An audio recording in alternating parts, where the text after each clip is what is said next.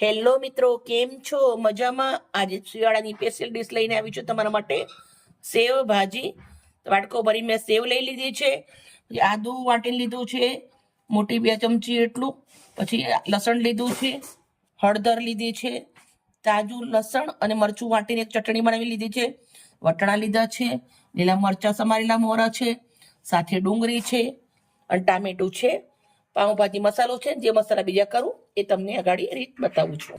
કઢાઈના અંદર મેં 1 ચમચો તેલ ગરમ મૂક્યું છે, અડધી ગોટી બટર નાખું છું, સરસ ગરમ થવા દેશું. થોડું જીરું નાખું છું, હિંગ નાખું છું 1 ચમચી. સૌથી પહેલા લીલા મરચા સમારેલા, ઝીણી સમારેલી ડુંગળી, વટાણા, લીલી હળદર, આદુ અને લસણ વાટેલા. હવે આપણે આને સાતળી લેવાના છે.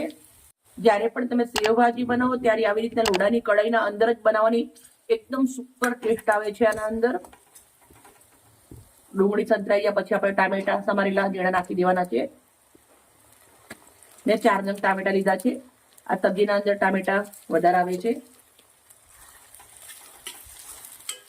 હવે આપણે 1 ચમચી મીઠું નાખું છું, 1 ચમચી હળદર નાખું છું, 1 ચમચી કશ્મીરી મરચું, 1 ચમચી ફ્રેશ કૂટેલું દાણા જીરું. હવે આપણે ટામેટાને સરસ સંતરાવા દેવાના છે. ટામેટા થોડા સંતરાઈ ગયા પછી આપણે આવી રીતે એને દબાવી દઈશું. થોડું કેવું ઝીણું કરી દઈશું આને.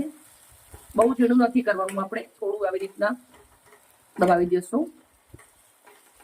ગેસ ચાલુ જ છે, ચાલુ ગેસે જ કરું છું, તમે એકદમ સાવધાનીથી કરજો. થોડું આપણે આવી રીતે એને ભાગી દેવાનું છે. હવે આપણે આને મસાલો નાખવાનું છે. જો આના અંદર પાવભાજી મસાલો નાખું છું આપણે 1 ચમચી એટલો. પછી આપણી જે લસણ અને મરચું વાટેલું છે ચટણી એ નાખું છું. હવે આપણે અંદર પાણી રેડવાનું છે. 1.5 ગ્લાસ જેટલું ટોટલ પાણી રેડું છું. હવે આપણે આને મસ્ત ઉકળવા દેવાનું છે.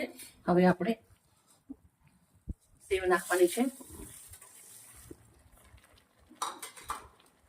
સાથે આપણે બટર નાખી દેશું,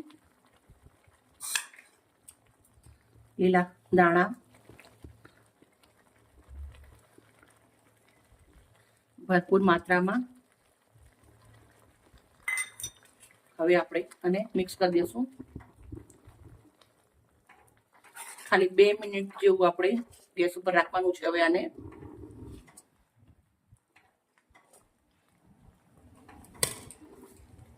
મિત્રો, તમે આ સેવ ભાજી એકવાર બનાવીને ખાશો ને, બધી જ ભાજી ભૂલી જશો. આપણે બટાકા વાળી, ફુલાવર વાળી એ બધું ભાજી બનાવી ખાઈએ તો આપણે ગેસ થાય, અને આનાથી ગેસ ના થાય આપણને. હવે આપણે ગેસને બંધ કરી દીધો છે. મસ્ત આપણે એને સર્વ કરી દઈશું. બનાવી તો મિત્રો મેં ઘણી બધી છે, પણ એક બાઉલના અંદર સર્વ કરીશ.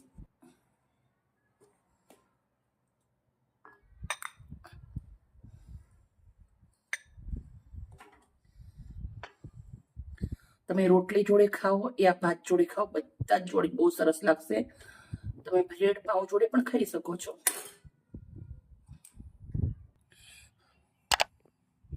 હવે થોડીક એવી હું ઉપરથી સેવ નાખું છું અને થોડા એવા દાણાના પાંદડા નાખું છું.